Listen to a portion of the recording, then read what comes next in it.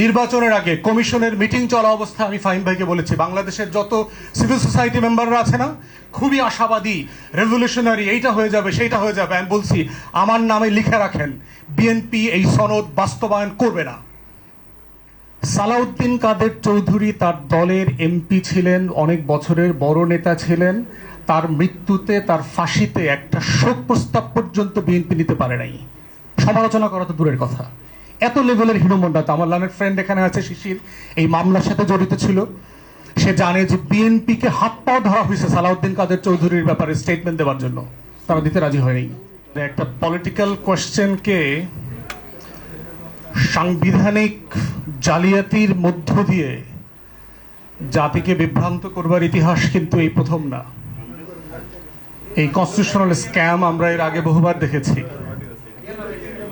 আমাদের যেটা বোঝা দরকার সেটা হচ্ছে যে বিএনপির এই জুলাই জাতীয় সনদ নিয়ে হীনমন্যতার জায়গাটা কোথায় এবং বারবার তারা কেন এই হীনমন্যতার মধ্যে পড়ছে। আমরা এর আগে বলেছি যে দেখেন, আমাদের মুক্তির লড়াই যেটা হয়েছে ৭১-এ, সেখানে আমাদের ঘোষণাপত্রে যেই বাংলাদেশের কথা বলা ছিল, সেই বাংলাদেশটাকে নিজ হাতে হত্যা করেছিল যাকে সামনে রেখে সেই যুদ্ধটা হয়েছিল, শেখ মুজিবুর রহমান।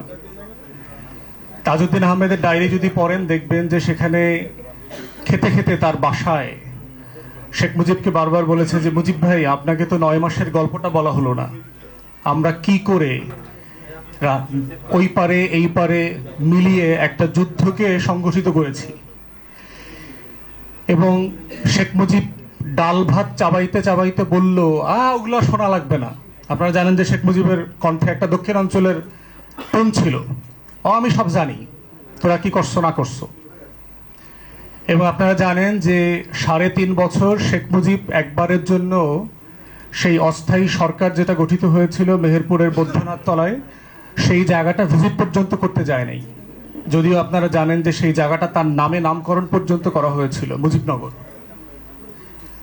এবং শুধু তাজউদ্দিন আহমেদের লেখা না, তখনকার সমসাময়িক যারা কূটনীতিক ছিলেন, আমলা ছিলেন, অনেকের লেখাতে এই হীনমন্যতার কথা আসছে যে শেখ মুজিব, শেখ পরিবার এবং আওয়ামী লীগের একাংশে, ইভেন আওয়ামী লীগের যে এমপি ছিলেন মোহাইমিনের লেখা যদি পড়েন, বিবিসি বাংলার সাবেক মহাপরিচালক ছিল সিরাজুর রহমান সাহেব, তার লেখায় আপনারা একই জিনিস দেখতে পাবেন। এই হীনমন্যতার একটা বড় জায়গা হচ্ছে যে বাংলাদেশে এত বড় একটা ঘটনা ঘটে গেছে, ৭১-এর লড়াই হয়ে গেছে, একটা দেশ স্বাধীন হয়ে গেছে, কিন্তু আমার নেতৃত্ব হয়নি। শেখ মুজিব কোনোদিন তার এই হীনমন্যতা বোধ থেকে উঠে আসতে পারে নাই। এবং পাকিস্তানেও যখন সে বিভিন্ন সময় কথা বলেছে, রাজনৈতিক নেতাদের সাথে কথা বলেছে, তার এই তথাকথিত বন্দি জীবনশালায়, সে আসলে বন্দি ছিল না, ওখানে ভিআইপি স্ট্যাটাসে ছিল, তখন সে কিন্তু বলেছে যে তাজউদ্দিন কথা শোনে না, ওই পারে যায়, এই ৭ দফা চুক্তি করে, হাবি জাবি ভারতীয়দের সাথে দালালি করছে, এই কথাগুলো কিন্তু সে বলেছে। সে তো স্বাধীন বাংলাদেশ চাই নাই, প্রধানমন্ত্রী হতে চেয়েছিল। তারপরে যেটা ঘটে গেছে যে প্রধানমন্ত্রী হতে পারে নাই, মুক্তিযুদ্ধটা তার নেতৃত্ব পর্যন্ত হয় নাই। এই হীনমন্যতা বোধই কিন্তু আওয়ামী লীগকে চেতনা ব্যবসার নামে, ৭১ ব্যবসার নামে বাংলাদেশকে ভারতের কাছে বারবার বিক্রি করতে বাধ্য করেছে, তার এই হীনমন্যতা। এবং হিস্ট্রিতে আমরা দেখেছি যে এই হীনমন্যতাবোধ বিএনপির মধ্যে তারা বারবার প্রমাণ করেছে। দেখবেন যে ৭৫-এর পট পরিবর্তনের সবচেয়ে বড় বেনিফিশিয়ারি কারা? শহীদ প্রেসিডেন্ট জিয়াউর রহমান, বিএনপি এবং তার দল। কিন্তু দেখেন তো ৭৫ পরবর্তী সেই ঘটনায় যারা গুরুত্বপূর্ণ রোল প্লে করেছেন, তাদেরকে কাউকে কি শেষ পর্যন্ত বিএনপি ওন করেছে? কাউকে করে নাই, সে ন্যূনতম কাউকে করে নাই। সালাউদ্দিন কাদের চৌধুরী তার দলের এমপি ছিলেন, অনেক বছরের বড় নেতা ছিলেন। তার মৃত্যুতে, তার ফাঁসিতে একটা শোক প্রস্তাব পর্যন্ত বিএনপি নিতে পারে নাই। সমালোচনা করা তো দূরের কথা, এত লেভেলের হীনমন্যতা। আমার লানের ফ্রেন্ড এখানে আছে, শিশির, এই মামলার সাথে জড়িত ছিল। সে জানে যে বিএনপিকে হাত পাও ধরা হয়েছে সালাউদ্দিন কাদের চৌধুরীর ব্যাপারে স্টেটমেন্ট দেওয়ার জন্য, তারা দিতে রাজি হয়নি।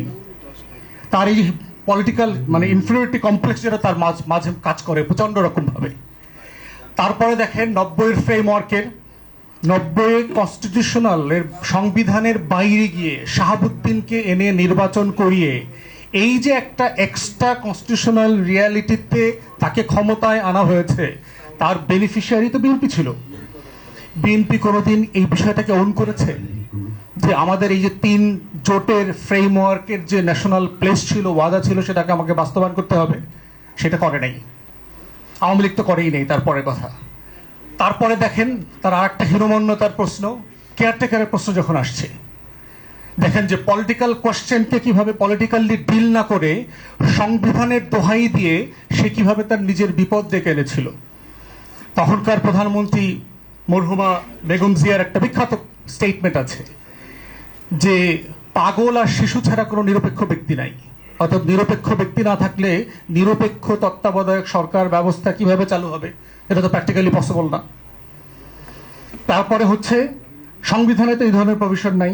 সারা দুনিয়াতে পৃথিবীতে সব সময় নির্বাচিত সরকারি নির্বাচন আয়োজন করে, অথচ তার কয়েক বছর আগে মাত্র এই কথাগুলো যখন সে বলছে 93, 94, 95 সালে, সে নিজে কিন্তু এইরকম একটা নিরপেক্ষ তত্ত্বাবধায়ক সরকার ব্যবস্থা, যেটা সংবিধানে ছিল না, তার ফ্রেমে নির্বাচিত হয়ে 91-তে ক্ষমতায় আসছে।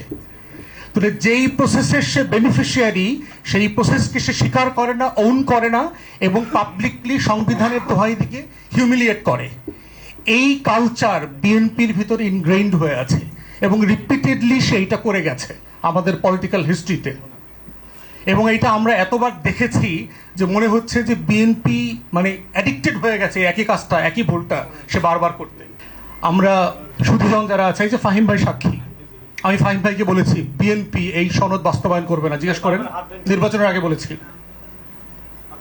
নির্বাচনের আগে কমিশনের মিটিং চলা অবস্থায় আমি ফাহিম ভাইকে বলেছি বাংলাদেশের যত সিভিল সোসাইটি মেম্বাররা আছে না, খুবই আশাবাদী, রেভলিউশনারি, এইটা হয়ে যাবে সেইটা হয়ে যাবে। আমি বলছি আমার নামে লিখে রাখেন, বিএনপি এই সনদ বাস্তবায়ন করবে না। সুজনের মজুমদার ভাইকে বলছি, শহীদুল আলম ভাইকে বলছি, ক্রিকেট, ওনারা আমাকে নিয়ে হাসাহাসি করতো, হ্যাঁ তুমি বেশি এই সেই রেভলিউশনারি কথাবার্তা বলো, এবার situation has changed, such an upsurge happened, so it cannot be undone. কিন্তু বাস্তবে তাই হচ্ছে, কারণ আমি এই পার্টির নেতাদের ডিএনএ আমার কাছে খুব পরিষ্কার, হিস্টোরিক্যাল ডিএনএ, এবং তারা এই ধরনের জাতির সাথে বিট্রেয়াল নতুন করে করে নাই, বারবার করেছে, পলিটিক্যাল হিস্ট্রিতে আছে এটার মধ্যে। তাহলে এই যে এখন যে একটা যে প্রশ্নটা আসছে, এই প্রশ্নটার ব্যাকগ্রাউন্ডে হিস্ট্রিটা জানা এই কারণে জরুরি, কারণ বিএনপি অথবা আওয়ামী লীগ বাই ডিফল্ট এই কাজটা নতুন করে করছে না আমার জাতির সাথে। আমার জাতির যেহেতু গোল্ডফিশ মেমোরি আছে, আমরা বারবার ভুলে যাচ্ছি, মনে হয় এইবারই প্রথমে এই ঘটনাটা ঘটছে। No, it happened many a times in the past, বারবার ঘটেছে এই জাতির সাথে। এবং এই জাতির তরুণরা বারবার রক্ত দিয়ে দেয়ালে দেয়ালে আখরে আখরে আবার পলিটিশিয়ানদেরকে মনে করিয়ে দিয়েছে যে আমরা রক্ত দিয়ে আপনাদেরকে মনে করিয়ে দিচ্ছি, ইট ওয়াজ ইউর ন্যাশনাল প্লেজ।